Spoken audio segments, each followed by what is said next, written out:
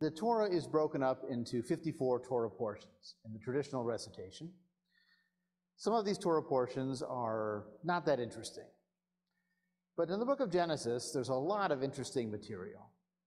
It's almost like people who watch the first few episodes of a series and think that's what the whole series is going to be like, and they don't realize it doesn't always maintain that momentum all the way through. Well, the Torah is a little bit like that too. It has its openings and it has its slow periods.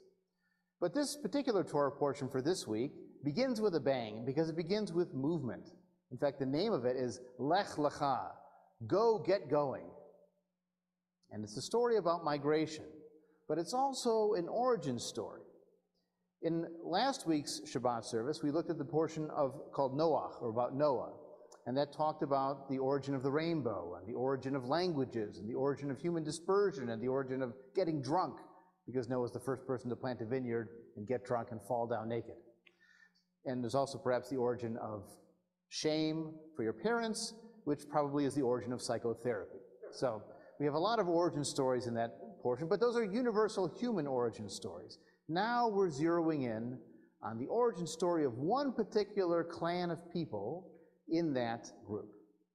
And we know that this character we're going to meet in chapter 12 is important because of his name. His name is Abram. It's not Abraham yet. We'll have to wait and see when that happens. But he begins as Abram. Why do we know he's important? What does the name mean?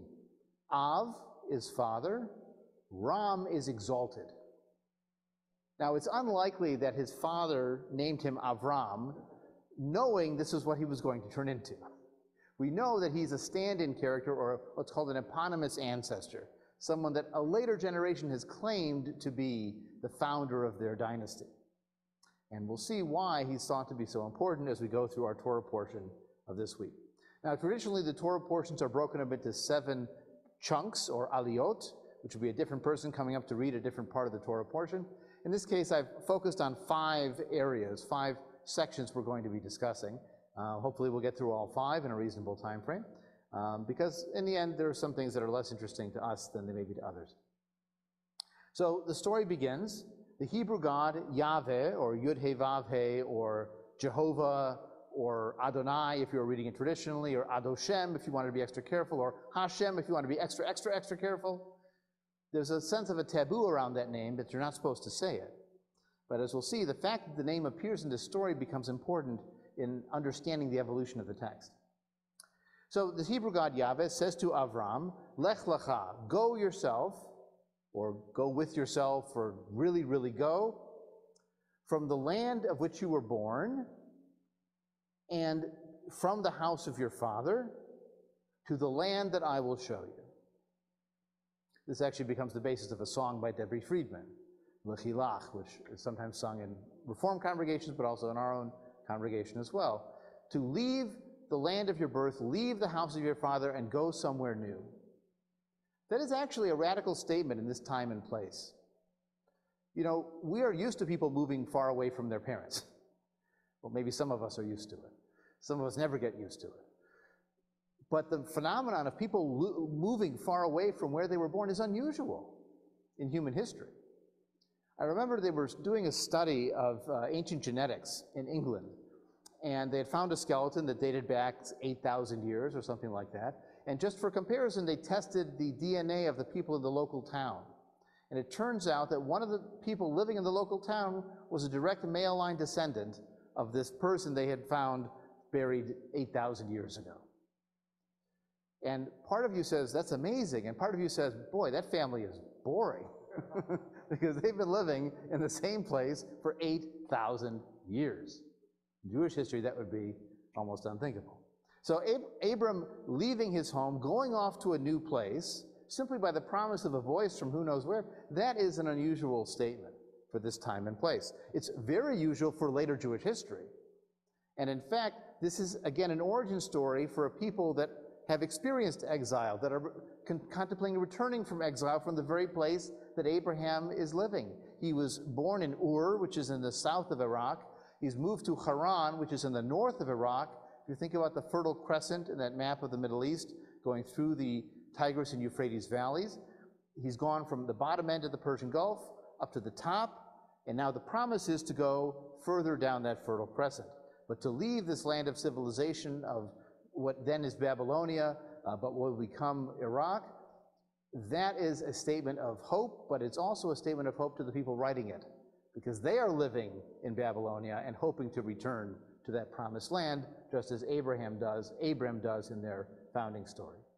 It is promised to Abraham, I will make of you a great nation, and I will bless you, I will make your name great, and you will be a blessing. So you will be an ancestor. What a great thing to be. You get to become an ancestor. I will bless those who bless you and curse the ones who curse you. It's called protection, right? And all the families of the earth will bless themselves by you.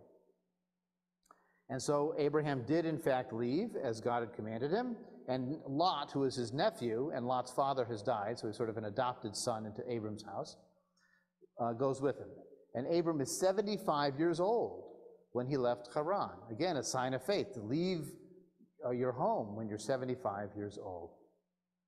Although I guess in some cases, as people are aging, maybe this is a useful story for them. You know, Abram left his home when he was 75 years old, and maybe it's okay to move on to the next stage. So Abram took his wife Sarai, notice her name is a little bit different too, took his wife Sarai and his brother's son Lot and all the wealth they had amassed and all the people they had acquired in Haran, literally the nephesh, the souls they had made. And actually some people interpret that as people they had converted, because it's like acquiring a new soul to acquire a new religious identity, and Abraham is seen as the prototype of the Hebrew monotheist. He becomes the prototype of the Muslim monotheist for Islam under the name Ibrahim, but he is also claimed that by Jews in the stories of Abraham. And so they set out for the land of Canaan. And when they arrived in the land of Canaan, he passed through the land as far as Shechem, which is sort of on the northern end of what today is the West Bank, and the Canaanites were already there. And Yahweh appeared to Abraham. Now this already is a clue of a problem, because are you allowed to see God? Well, other stories in the Bible would say, no, you can't look on God and live. But other strands will say, God appears to Abraham, and there's no problem. So this reflects, again, the diversity of ideas, ideologies, theologies that get combined into the Hebrew Bible that gets papered over when we call it the book, when it's actually not only the books in terms of Genesis, Exodus, Leviticus, but even the stories that have been melded together with differing strands and different ideologies. He's told, I will assign this land to you and your offspring, which of course to Abraham is hypothetical because he has no offspring of his own. And he built an altar there to Yahweh who appeared to him. From there he moved on to the hill country east of Bethel and pitched his tent there. And then he again built an altar and invoked Yahweh by name. Now this is an interesting detail, that he actually used Yahweh's name directly. In the book of Exodus, when Moses meets this same God at the burning bush, that God then says to Moses, my name is Yahweh, and your ancestors didn't know that name. Well, except this story clearly says that Abram knew that name and used that name. So again, you've got differing traditions that are being melded together, and sometimes there's some seams in that sewing together that aren't quite evenly stitched. So Abraham continues journeying by stages toward the Negev, which is the southern desert south of the hill country in the land of Israel. There was a famine in the land, and Abram went down to Egypt to stay there. Does that sound familiar? Famine in the land, having to go down to Egypt, just like Joseph and his brothers. As he was about to enter Egypt, he said to his wife Sarai, I know what a beautiful woman you are. If the Egyptians see you and think she is his wife, they will kill me and let you live. Please say that you are my sister, that it may go well with me because of you and I may remain alive, thanks to you. When Abram entered Egypt, the Egyptians saw how very beautiful the woman was. Pharaoh's courtiers saw her and praised her to Pharaoh, and the woman was taken into Pharaoh's palace. And because of her it went well with Abraham. He acquired sheep, oxen, asses, male and female slaves, she-asses, and camels. What do you think was going on with Sarai at that time? She was taken into the Pharaoh's house, and Abram gets the payoff? I mean, what's going on here? But Yahweh afflicted Pharaoh and his household with mighty plagues. Literally, the Hebrew says, and he plagued them with plagues, which you can do in Hebrew more easily than in English, on account of Sarai, the wife of Abraham. And there's also a pun being made here, because the name Sarai means princess. Just like the Sarim, the courtiers of Pharaoh, went to find her, so there's a little linguistic play in the Hebrew there.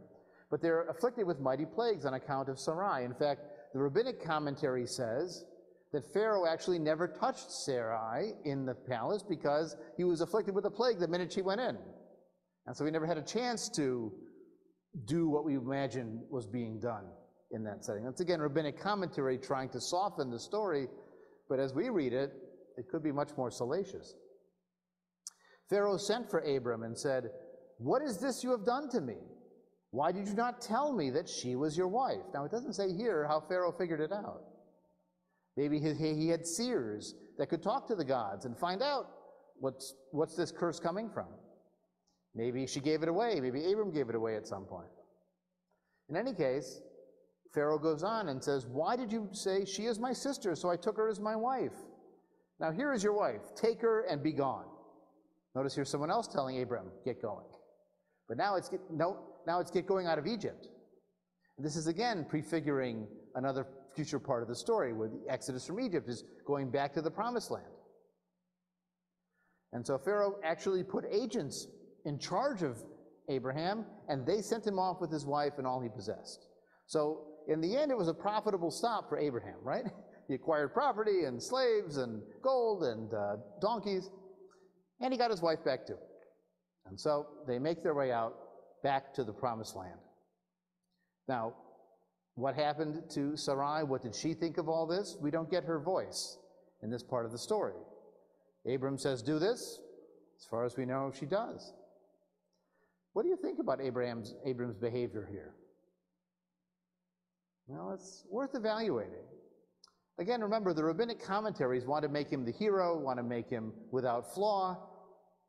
But if you think of it as literature, you might say, what is he doing, putting his wife in front of him like a human shield, having her be his sister so that he stays alive, and in the end he prospers in that territory, but we don't know what's happening to her in that place. Now, maybe this is a partnership. I saw a modern staging of the Shakespeare play, The Taming of the Shrew, which is a very anti-feminist play. But at the very end, they put something in actions that was not in the words, where they win the bet. The bet is that the shrew can be tamed by this strong man. And at the end, he gets the gold, and he throws it to her, and she laughs, because it was part of their plot. She was actually acting tame the whole time just to win the money. So that sort of redeems the anti-feminist language at the end of the play by the way you frame it. And so we could imagine that this is part of a plot that Sarai and Abram have hatched together, and in the end it works out, because the plague protects her, and he prospers, and then they leave and go back to the promised land, which is where they wanted to go in the first place. Well, as they come back toward the promised land, they go back up into the Negev, into that southern desert, with Abram and Sarai, his wife, and all that he possesses. And Abram is very rich in cattle, silver, and gold. He goes as far as Bethel, which is in the northern part of that eastern territories. Today we call it the West Bank.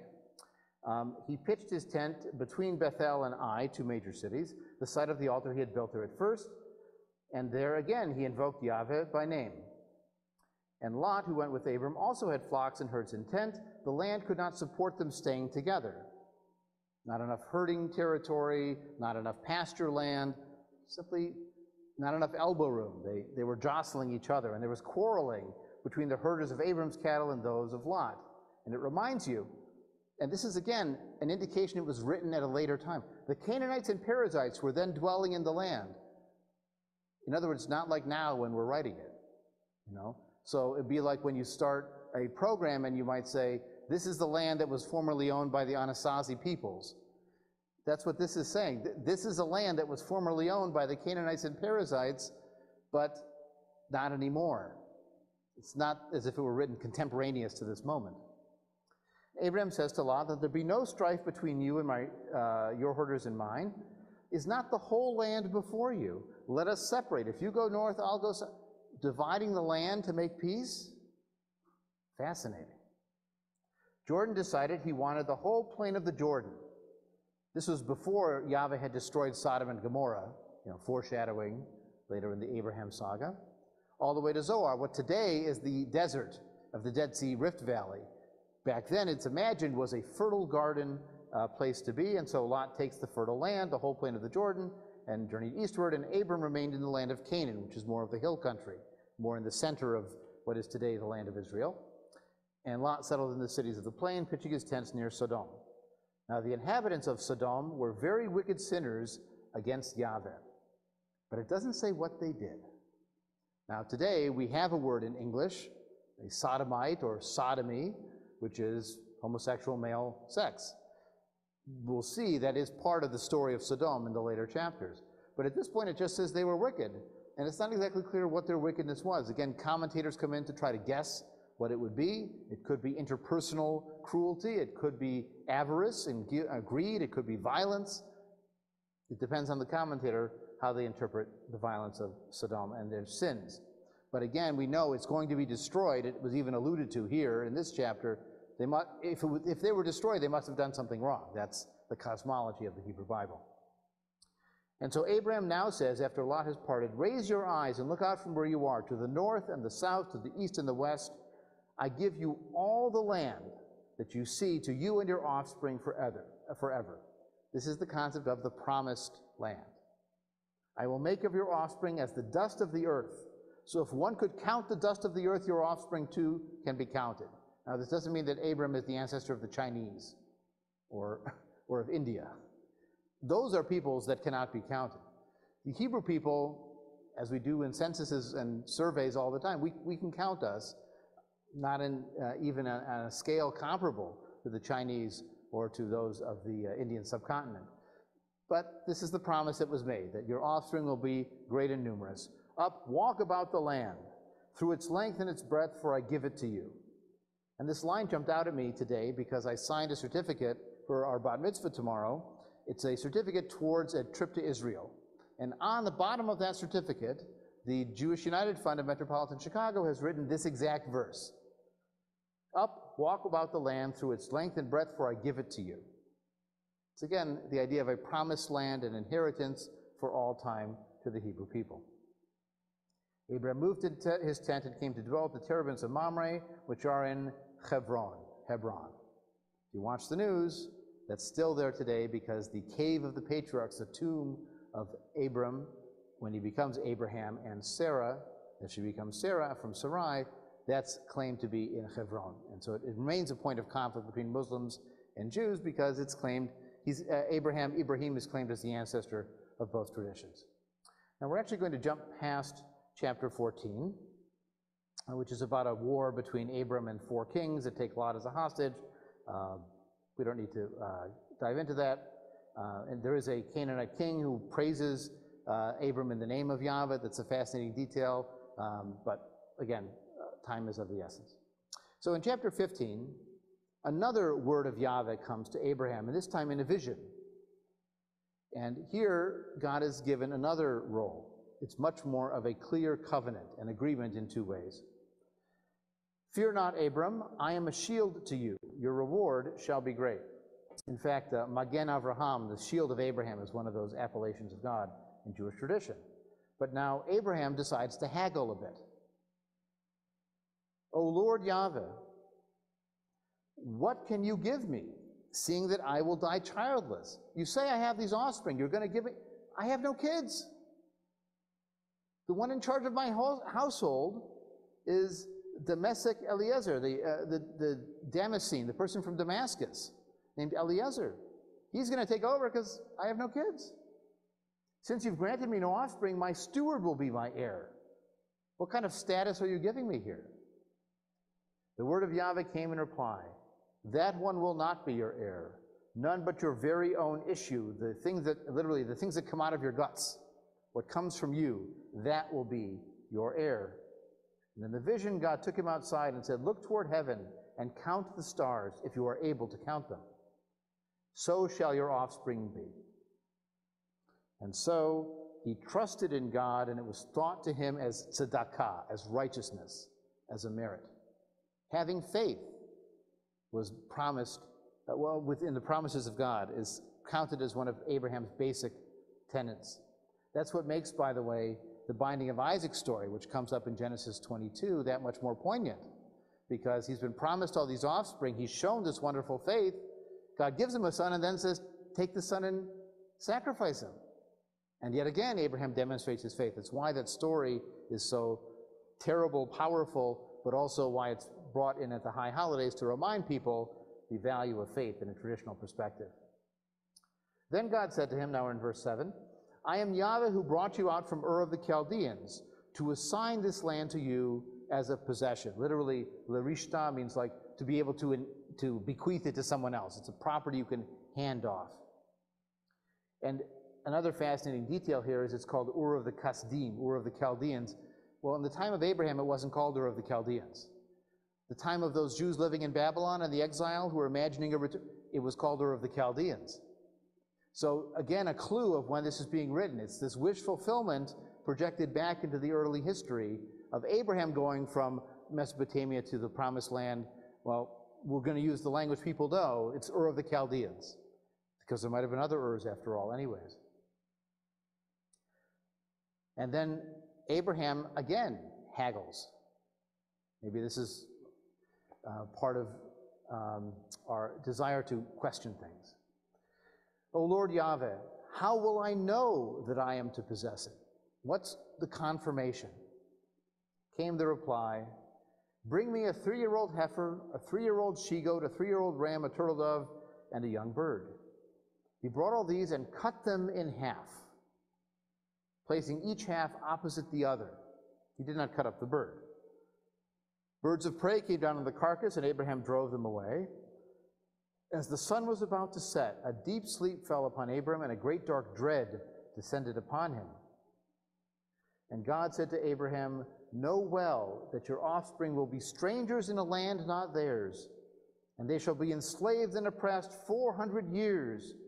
But I will execute judgment on the nation they shall serve, and in the end they shall go free with great wealth. Now what is he talking about there? Could be two things. It could be prefiguring the Exodus from Egypt, where they lived in Egypt and they were slaves for many years, and then they escaped with great wealth. But it could also be, again, that wish fulfillment of the writers, living in Babylonian exile and imagining a return to the Promised Land with prosperity. You see, living outside, coming home, it could work for either of these stories. And as for you, God promises, you shall go to your ancestors in peace, you shall be buried at a ripe old age, and they shall return here in the 4th generation, for the iniquity of the Amorites is not yet complete. I need to make them worse so you are justified in kicking them out, basically. And when the sun set and it was very dark, there appeared a smoking oven and a flaming torch which passed between those pieces. This is actually called the covenant of the pieces, where the animals are cut in half and the flame passes between them, and that's a sign of the agreement, because you've divided the life force in half and you've created a covenant. In fact, the word in Hebrew for to make a covenant is in this verse 18. Vayom hahu, in that day, karat Yahweh et Avraham brit. God cut a covenant with Abraham. So the cutting of the animals is in fact cutting a deal, right? We even say in English. To your offspring I will assign this land. Here's the geography of the perfect promise. From the river of Egypt, that's the Nile, to the great river, the river Euphrates. If you know the map of the Middle East right now, if you own from the Nile to the Euphrates, that would include much of Egypt and a lot of Syria. It's not a plausible map. But there were some, at the great extent of modern Israeli success in the Six-Day War, when they were on the borders of Damascus and at the gates of the Nile, they were almost at that Promised Land border. And it may well be that this was in fact the borders of the greatest expansive kingdom the Hebrews ever had under King Solomon. And so now they're imagining this is what was promised to Abraham, this maximal kingdom of greater, greater, greater Israel. And it will include the peoples of the Canaanites and the Kenizzites, the Cadmonites, the Hittites, the Perizzites, the Rephaim, the Amorites, all these peoples you will conquer, and their land will be yours. It's been promised and foretold. Now, an interesting question that some rabbis ask is, why doesn't the Bible start with this? The Abram story, right? Why go through God creating the world and God having the Tower of Babel and the flood and Adam and Eve and all? Why start with that? And the answer the rabbis gave to their own question was that if in the future the Canaanites and the Perizzites and the Rephaim show up and say, "Who are you to take this land?" The answer is given. God made everything, so he gets to tell you when you're here and he gets to tell you when to get lost. Because this is ours, based on a promise. Now, that's not how politics works in most cases, but it is how religion works when it's tied to politics and claims to land and sovereignty. Now, here comes the fertility story, but it's not an easy one either. And this is actually the first time in the Hebrew Bible where we have two women relating to each other. Spoiler alert, it doesn't go particularly well. Sarai, Abram's wife, had borne him no children. She had an Egyptian maidservant whose name was Hagar. And Sarai said to Abram, "Look, Yahweh has kept me from bearing. Consort with my maid. Perhaps I shall have a child through her." And Abram heeded Sarai's request. And so Sarai, Abram's wife, took her maid, Hagar the Egyptian, after Abram had dwelt in the land of Canaan for 10 years, and gave her to her husband Abraham as a concubine. It actually says in Hebrew, Isha, as a wife, or as a woman, because in Hebrew the word for wife and woman are the same. Now, some people read this story now and they say, wow, that sounds a lot like The Handmaid's Tale, either the TV show or the Margaret Atwood novel. But guess what? Guess where Margaret Atwood got it from? It's from here. In fact, if you read the novel, they quote this passage at a certain scene to make it obvious, the connection between the two. But the idea is that the maidservant does not have her own independent identity. She is the servant to the umpteenth degree of being a surrogate. Except once she successfully becomes pregnant, then it becomes a problem. Now, I do have to say that one of my favorite verbs in all of Hebrew is she became pregnant. Vayavo el Hagar, and he came upon Hagar in the biblical sense. V'tahar, and she became hilly, because a har is a hill. So beherayon is pregnancy, and it literally means you become hilly, you become like a hill. So that's a very evocative verb in the Hebrew. But when she realized that she had conceived, she then took lightly her mistress. In other words, she didn't respect Sarai anymore, because now who is going to be the mother of the heir to the whole household? Not Sarai. And even though it says that she was given as an Isha, as a woman, or as a wife even, to Abram, Sarai does not like the competition. And so what does she do? She blames Abram. The wrong done me is your fault. Chamasi alecha, my violence, what hurts me, is upon you. I myself put my maid in your bosom. Now she sees that she is pregnant. I am lowered in her esteem. Yahweh decide between me and you. And Abram said to Sarai, it's up to you. Your maid is in your hands. Deal with her as you think right. Abram doesn't come off pretty good in this story either. Then Sarai treated her harshly, and Hagar ran away. A messenger of Yahweh, and the word for messenger is malach, which also means angel, so it could be an angel of Yahweh, found her by a spring of water in the wilderness on the road to Shur. And he said, Hagar, slave of Sarai, where have you come from and where are you going? Great question. Where are you come from and where are you going? You could ask that question any day of our life. And she said, I'm running away from my mistress Sarai. And the messenger said, go back to your mistress and submit to her harsh treatment. Well, messenger of God doesn't come off pretty good here either. In fact, he said, I will greatly increase your offspring, and there shall be too many to count. Behold, you are pregnant, and you will bear a son. You will call him Ishmael, for Yahweh has paid heed to your suffering. Again, you lose the pun in the English. His name is Yishmael, because Shama, heard or listened, a God, El. So, or in this case, the Hebrew God, Yahweh. So it's a play on the name. To be Yishmael means God listened. Again, this is an origin story for the name. But notice, she has to go back and suffer some more. The slave never leaves. He will be a wild ass of a person, which we think of as a bad attribute, but maybe this means courageous and bold. I mean, there's actually a name in Hebrew, Caleb is Kalev, it's dog. And we wouldn't think naming someone dog is a nice thing, but you know, dogs are loyal and can be strong and brave, and maybe that's a positive attribute. His hand against everyone, everyone against him, but he will dwell alongside all of his kin. And she called to Yahweh, who spoke to her, You are El Roy, by which she meant, Have I not gone on seeing after my being seen? And so the well was called Be'er Lahai Roy. So now we get the point of the story. It's an origin story for the name of the well. And who knows if that's the real story behind the name of the well, or it's the story they're telling to flesh out the Abraham saga. And so Hagar bore a son to Abram, and Abram gave the son that she bore the name Ishmael, or Ismail in the Arabic tradition. Abraham was 86 years old when Hagar bore Ishmael to Abram. So he has an heir. He has a child. The covenant is being fulfilled. But wait, there's another covenant coming. And this is the one that will seal the deal for all time. When Abraham was 99 years old, by the way, if you do the math, how old is Ishmael at this point? He was 86 when Ishmael was born, and now he is 99. Ishmael is 13. An important age, right? He's having his bar mitzvah. No, probably not a bar mitzvah, but it is a coming of age in many cultures because of puberty. Yahweh appeared to Abraham and said to him, I am El Shaddai.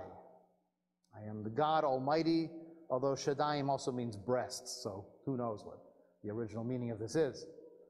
Walk in my ways and be blameless. The idea of following a path, or the halakha, the law of the God, is starting even this early in the narrative. I will establish my covenant between me and you, and I will make you exceedingly numerous. Again, a bargain, a deal. Abraham threw himself on his face, and God spoke further. So that's Abraham saying, okay, whatever you say. As for me, this is my covenant with you. You shall be the father of a multitude of nations, and you will no longer be called Abram. Here's the name change. You will no longer be called Abram, but your name shall be Avraham, for you will be a father of a multitude of nations. Now, why add that H in there? It does change the meaning. Avram means exalted father, but Avraham means father of a multitude. So now it's not just an exalted father maybe of one person. Now it's the father of the nation, the father of the peoples, and remember, what's the letter that shows up in that Yud He Vav He that's so important? It's the He. And so by adding the He in his name, it's also a sign of that preeminence of that God. And you'll notice also Sarah's name gets a tweak too. You will be a father of a multitude of nations. I will make you exceedingly fertile, and make nations of you, and kings shall come forth from you. I will maintain my covenant between me and you and your offspring to come as an everlasting covenant. The Brit Olam, a permanent, eternal covenant throughout the ages, to be God to you and to your offspring to come. No escape. It is a permanent covenant, but also no disqualification, right? This is a permanent promise. No matter how bad they get, I will still be their God, and they will still be my favored descendants of you. And this appears later in the Exodus, where God is so fed up with the Hebrews after the golden calf, he wants to destroy them. And Moses says to him, well, remember, you promised their ancestors that you love them, and that was an irrevocable contract. You said you would be their God forever. And it works, and God relents. I assign the land you sojourn in, that you're staying in temporarily, to you and to your offspring to come, the whole land of Canaan, as an everlasting holding. Now that's also Achuzat Olam, also an eternal possession. And this is where those fanatical right-wing settlers who claim this is their deed to the land, is that this was a permanent gift to the descendants of Abraham, and therefore cannot be rescinded, cannot be divided, cannot be given away, even for peace. And the deal is, I give you this land and I will be your God. Now later on, this will become a dilemma, because what if the Hebrews break the deal? What if they worship other gods? I mean, the deal was, I'll be their God, they get the land. Well, what if they worship other gods? Do I take the land away? Or do I take them away from the land and send them into exile? As for you, he says to Abraham, you and your offspring to come throughout the ages will keep my covenant. So now it's a two-way deal. Such shall be the covenant between me and you and your offspring to follow, which you shall keep. Every male among you shall be circumcised. The unkindest cut. You shall circumcise the flesh of your foreskin, and that shall be the sign of the covenant between me and you. And throughout the generations, every male among you shall be circumcised at the age of 8 days. Why 8 days? If they made it alive a week, it was worth doing. As for the homeborn slave and the one bought from an outsider who is not of your offspring, they must be circumcised, homeborn and purchased alike. Thus shall my covenant be marked in your flesh as an everlasting pact. Now, this is a very serious covenant. Doing that kind of elective surgery was very risky in this time and place. And why that? Couldn't you take an earlobe or something else? Well, remember, the promise is fertility. And if the promise is fertility, maybe you have to make a sacrifice in the area of fertility that shows your faith.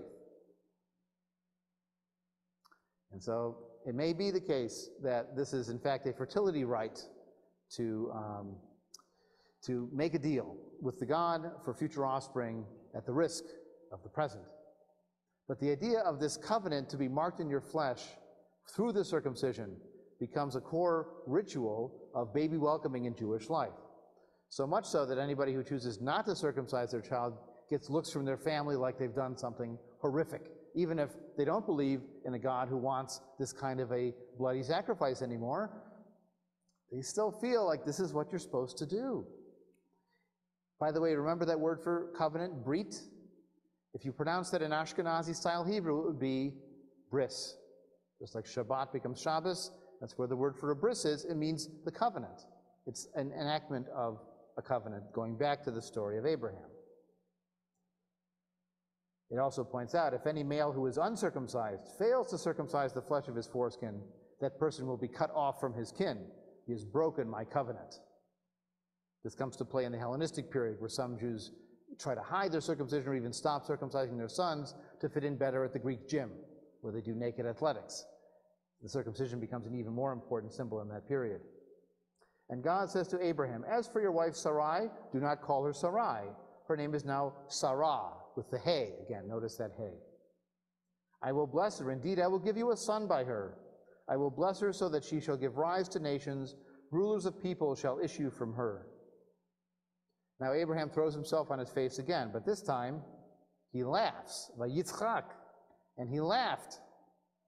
He said to himself, can a child be born to a man 100 years old? Or can Sarah bear a child at 90?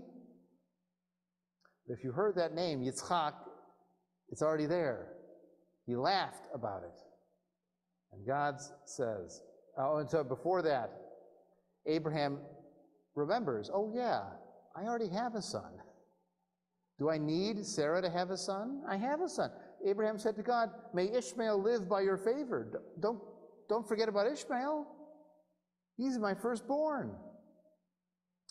God said, whatever you say, Sarah, your wife, will bear you a son, and you will name him Yitzchak, after the laughter. and I will maintain my covenant with him as an everlasting covenant for his offspring to come. As for Ishmael, I've heard you. And there's a pun here as well. So, L'Yishmael shamaticha. Again, I've heard you about the hearing one.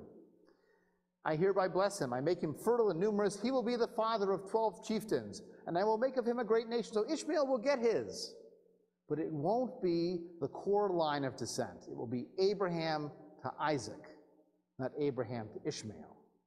It's one of the reasons why the favored son to be sacrificed on the mountain is not Ishmael, according to the Hebrew Bible, it is Isaac. Of course, if you read the Quran, and Muslims claim descent from Ismail, it's Ismail who was almost sacrificed and not Isaac. Nevertheless, Ishmael receives some of this covenant and promise, but the core covenant with Abraham will be passed down through Yitzchak, through Isaac, whom Sarah shall bear to you at this season next year. Done speaking with him, God was gone from Abraham. Literally, it said he went up in this cosmology of gods in the heavens. And then Abraham took his son Ishmael and all his homeborn slaves and all those he had bought, again, all those people he had made, it says, every male in Abraham's household, and he circumcised the flesh of their foreskins on that very day as God had spoken to him. Abraham was 99 years old when he circumcised the flesh of his foreskin, and Ishmael was 13 years old when he was circumcised in the flesh of his foreskin. Thus were they circumcised on that very day. All the men of his households, all his slaves, all those who had been bought from outsiders were circumcised with him. Scholars speculate that this might actually be the echo of a former coming-of-age ceremony, long before the bar mitzvah came about. It may have been the case that the coming-of-age ritual was actually the circumcision. If you want an echo of this, you can recall the TV miniseries Roots, where in the first episode, where Kunta Kinte is growing up in his African nation, and the boys who come to a certain age are taken off into the woods for a coming-of-age rite. And one of the rites that takes place is a mass circumcision. As they say in the movie, the potos of a man looks different from the potos of a child. Well, thank goodness for our bar mitzvahs that they have modified that ritual. But for those who say that, circumcision is no big deal, I will point out that every baby that's circumcised can't walk for a year afterwards. It's a joke. Well, in any case, if you can't laugh about that, what can you? So this is the saga of Abraham, leaving his homeland, wandering all the way down to Egypt until he finds his way back, finally finding a territory that can be his near Hebron, and then receiving the promises of becoming a great nation, first to be cut in the flesh of animals, and ultimately to be cut in his own flesh and the flesh of his descendants. So with this, I'll stop talking, and I'm curious if you have any comments, questions, reactions, or thoughts about this early saga of Abraham, its prefiguration of later narratives and later events in Jewish history, and also its aspect of wish fulfillment for Jews living in a diaspora setting and aspiring to someday return to what they consider their promised land. Yeah, here, let me send the mic back. Okay. So, if this is an origin story, and the story was told in the exile of Babylon, so did all those Babylonian males get circumcised at that point? I don't know if circumcision was a Babylonian ritual, but we do know it was practiced by other peoples that were not Hebrews. I believe it was a Canaanite ritual as well. It was an Egyptian ritual. The Egyptians did circumcise. The Philistines did not. They came from northern Europe, or in Greece actually, and they were known as an uncircumcised people. So circumcision was not unique to the Hebrews in this time and place. I don't know if the Babylonians did or not, but I would not be surprised to hear that some of them might. Right, so then you consider, at that point, Babylonia was pretty modern society for that era, and you wonder, was it related to health? So the question about circumcision and health is an interesting one. I mean, today the kind of things people point to are things like penile cancer, which I doubt they were tracking in Babylonian medicine, or HIV prevention, again, not something they were tracking back then. And any kind of surgery with their understanding of infection and disease was very risky at that time and place. Keep in mind, by the way, the whole idea of cesarean birth was after the woman died, or because she was going to die, because there was no way to keep her alive. You just cut her to get the baby out and save that. So the idea that it was done for health, I think, is questionable given hygiene in the era. It was much more a sign of faith and a promise. And we'll see, if you notice in the Isaac story, remember Isaac is almost sacrificed, but he isn't. There's this interesting shift near the end of that story in chapter 22 where it sounds like in one version of the story, Isaac might have been sacrificed. And scholars connect this circumcision story with the almost sacrifice story to speculate that maybe the circumcision replaced the child sacrifice. So instead of sacrificing the entire firstborn as a sign of fertility, you sacrifice a little piece of the firstborn, and that way you're making your fertility promise, but not without risking the whole thing. We do know that the Canaanites themselves, they were sort of an offshoot from a common root with the Hebrews. The Canaanites did practice actual child sacrifice, not just circumcision. That was part of their practice. And the Hebrews evidently distinguished themselves from the Canaanites, at least in that way, by only doing the fertility rite of the circumcision on men, but not full child sacrifice. So it is an interesting question of the evolution of the practice. And in fact, early circumcision might not have been as radical as it is today. It was most likely during that Hellenistic period that I alluded to that they expanded how much of the foreskin was removed to make it impossible to hide it or try to reverse it. They wanted to make it more radical so that it would be impossible to dissemble or to hide in an era where Jews were trying to fit in with their Hellenistic neighbors, and so the rabbis made it even more radical to make it impossible to do that. So, you know, what David would have looked like circumcised in 3000 BC might have been, 1000 BC, 3,000 years ago, might have been very different than what, you know, a Rabbi Elijah of Vilna looked like in 1750. Of course, who really wants to be imagining comparing that of ancient peoples? Any other comments or questions? Yeah, right. So the question is, why does Abraham wind up there? Well, again, you know, Abraham is supposedly dated back to this time period, but Abraham's not really a historical figure. You know, he is this founding figure. He's the exalted father, the father of a multitude, but that's like talking about Mr. America, who has 50 sons, and then they spread out. You know, it's a mythical history. What this really is a major trade route. The two major fertile territories that were the most prosperous in the ancient world were where there was a lot of water, because then you could have agricultural surplus that you could trade, support an army, have priesthoods and writing classes and merchants. Everybody else is subsistence farming, they can't win.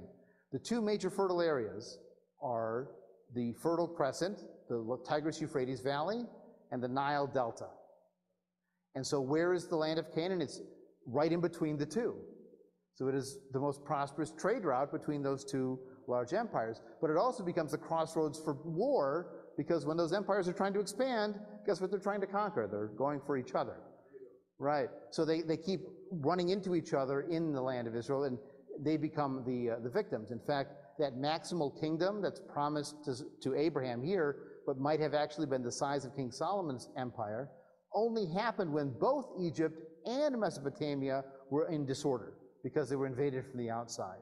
The Sea Peoples, or the Philistines, had invaded Egypt, and a people called the Gutians had invaded Babylonia from the east. And so they undermined those eastern empires and the western empires and gave space for the Hebrews to expand their kingdom.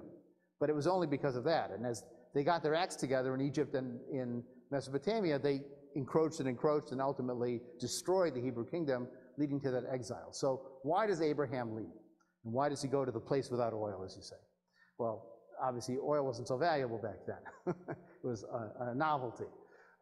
But it became important to be on that trade route, but it became even more important to enact the story of what the Hebrews wanted to do. Remember, when they're destroyed by the Babylonians in 586 BCE, the elites are taken away into exile.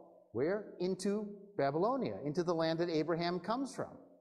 And so as they're framing these stories, as they're compiling these traditional narratives, They're drawing on that story of an exodus from Egypt, which might well be a similar kind of, let's leave the place of bondage and go to freedom. But they're setting Abraham in the same route. And notice he leaves both Mesopotamia and Egypt in this story, right? He winds up in both places and leaves both and winds up in the Promised Land. So he is prefiguring what they hope to see in their return from exile, which happens all the way at the end of the Hebrew Bible in that narrative. So it's not that Abraham, made a bad choice of real estate. It's that this is reenacting what the Hebrews want to see happen, because they are, after all, at this point, becoming the Jews. They are the Judeans from Judah, and that's where they want to go back. And Abraham is the first one to have done that.